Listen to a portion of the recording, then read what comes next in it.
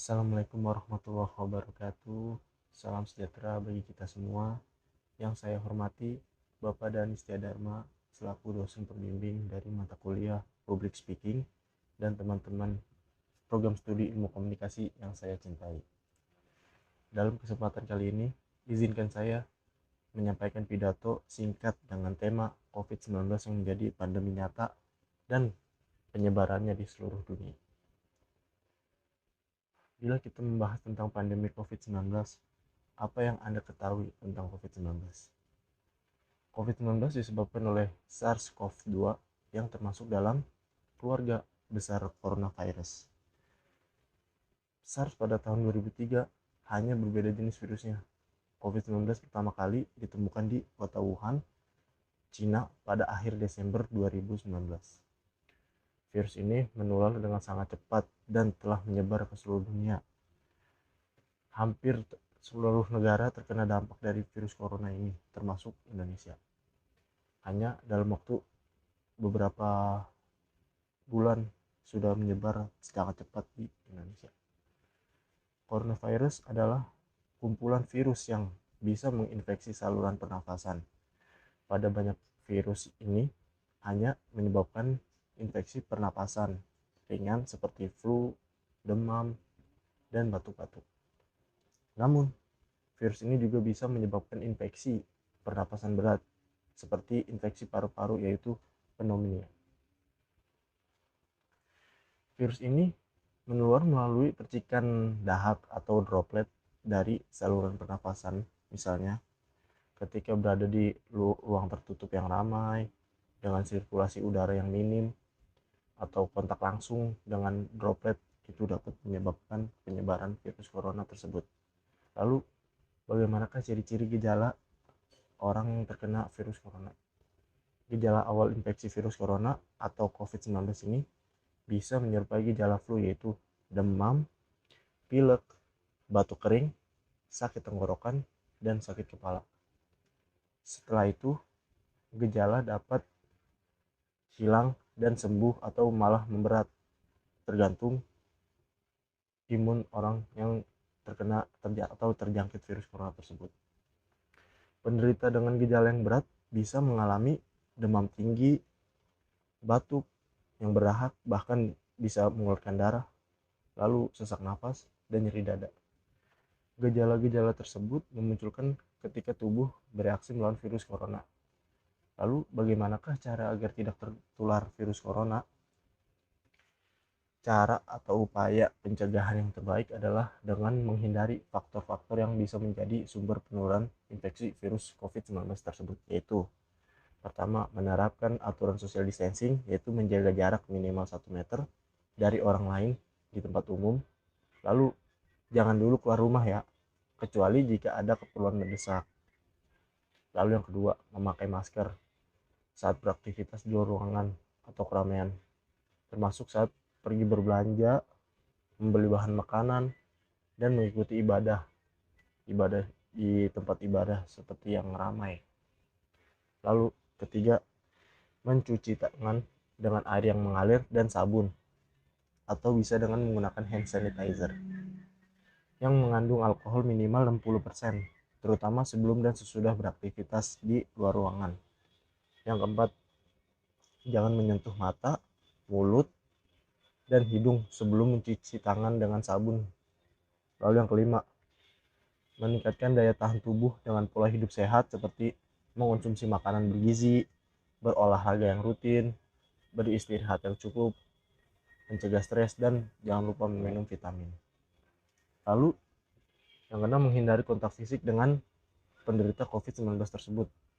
Orang yang dicurigai positif terinfeksi virus corona atau orang yang sedang sakit demam, batuk, atau pilek itu harus dijaga jarak dulu ya. Lalu tutup mulut dan hidung dengan tisu saat bersin atau batuk, kemudian buang tisu ke tempat sampah. Lalu jaga kebersihan benda yang sering disentuh dan kebersihan lingkungan, termasuk kebersihan rumah, seperti jaga kesehatan handphone kita atau barang-barang yang sering kita sentuh seperti gagang motor, gagang mobil, dan sebagainya. Lalu Apa saja sih obat yang diberikan kepada penderita virus corona tersebut? Nah, seperti yang kita ketahui, sampai saat ini pun belum ada obat yang bisa menyembuhkan virus corona tersebut. Sangat detail untuk menyembuhkan virus corona tersebut ya. Lalu ada obat yang belum ada obat yang efektif untuk mengatasi virus tersebut. Nah, pilihan pilihan pengobatan akan disesuaikan dengan kondisi pasien. Pengobatan akan pada tingkat berbahayanya. Misalnya jika dia hanya gejala ringan, bisa diberikan obat demam dan gejala obat penurun panas dan obat batuk. Lalu jika gejala ringan, akan disarankan untuk melakukan protokol isolasi mandiri di rumah sambil tetap melakukan langkah pencegahan penyebaran virus corona tersebut di lingkungan rumah sekitar. Lalu ini dia ada beberapa obat yang dianjurkan untuk diminum pada pasien COVID-19. Yang pertama, vitamin C, diminum 3 kali sehari, tiga kali satu tablet untuk 14 hari. Lalu chloroquine fosfat 2 kali 500 mg untuk 5 hari. Lalu hidrochloroquine 1 kali 400 mg untuk 5 hari. Azithromycin 1 kali 500 gram untuk 5 hari. Lalu simptomatis paracetamol seperti obat paracetamol dan lain-lainnya. Lalu bila diperlukan dapat diberikan antivirus seperti oseltamivir 2 kali 75 gram atau favipiravir Avigan 2 kali 600 mg untuk 5 hari.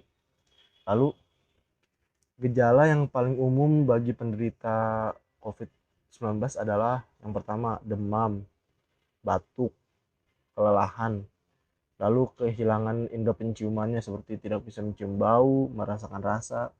Lalu gejala yang tidak umum bagi penderita COVID adalah seperti sakit tenggorokan, sakit kepala, sakit dan nyeri, lalu diare, lalu ruam pada kulit atau perubahan warna pada jari, tangan atau di kaki, mata merah atau seperti terkena iritasi.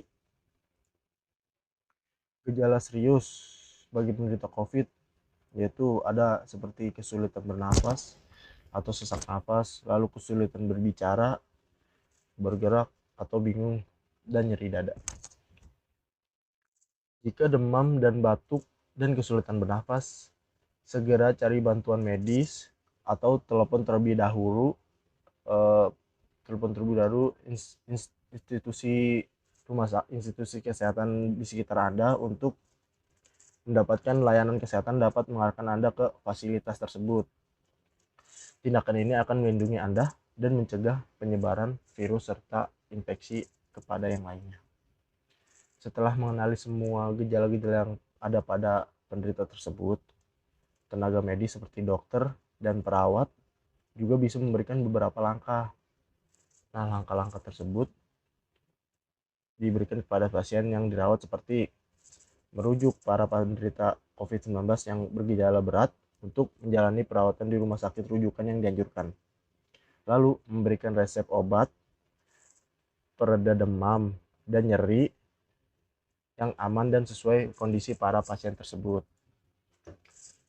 Lalu obat yang diberikan juga diberikannya sesuai kepada pasien. Jika ada yang komorbid atau penderita yang memiliki penyakit lain bisa diatur juga pemberian dosis obatnya. Lalu menganjurkan para penderita COVID-19 untuk melakukan isolasi mandiri atau isoman dan pola istirahat yang cukup untuk menjaga dirinya. Lalu menganjurkan para penderita COVID-19 untuk banyak minum air putih untuk menjaga kadar cairan tubuh pasiennya. Selain itu, seperti yang kita ketahui, sesuai dengan peraturan Menteri Kesehatan yang dikeluarkan untuk penanganan COVID-19, beberapa daerah di Indonesia memberlakukan kebijakan pembatasan sosial berskala besar atau yang biasa disebut PSBB. Selama PSBB, pemerintah daerah akan melakukan beberapa hal berikut ini. yaitu pembatasan kapasitas di tempat kerja dan di fasilitas pendidikan, lalu pembatasan kegiatan ibadah keagamaan sesuai zona yang ditetapkannya, lalu pembatasan kegiatan di fasilitas umum, lalu pembatasan kegiatan sosial budaya di ruang publik, lalu pembatasan dan pengetatan moda transportasi umum. Aturan pembatasan tempat kerja memberikan pengecualian untuk tempat kerja yang memberikan pelayanan sektor sentral, yaitu pertahanan keamanan, ketertiban umum, kebutuhan pangan, bahan bakar minyak dan gas, terus pelayanan kesehatan, perekonomian, komunikasi, industri, ekspor dan impor, distribusi logistik, dan kebutuhan dasar lainnya. Lalu per bulan Juli 2020, Kementerian Kesehatan Republik Indonesia mengganti istilah lama pada COVID-19 pada pasien-pasiennya seperti ODP, PDP, dan OTG dengan istilah operasional baru seperti suspek, probable, dan konfirmasi. Nah, itu dia berbagai istilah yang terkait infeksi virus corona atau COVID-19 tersebut, teman-teman. Untuk meminimalkan resiko Anda terjangkit penyakit ini, patuhilah anjuran dokter dan pemerintah kita. Selain mencuci tangan, memakai masker, menjaga jarak, menjalani pola hidup yang sehat, dan hindari tempat-tempat yang ramai, atau jangan banyak berkumpul dengan banyak orang. Pandemi COVID-19 memang mengkhawatirkan karena dampak luas yang diakibatkan, bahkan jumlah korban yang kematiannya sangat tinggi. Tetapi setiap orang dapat membantu meringankan kondisi ini dengan melakukan perannya masing-masing, terutama menjalankan protokol kesehatan.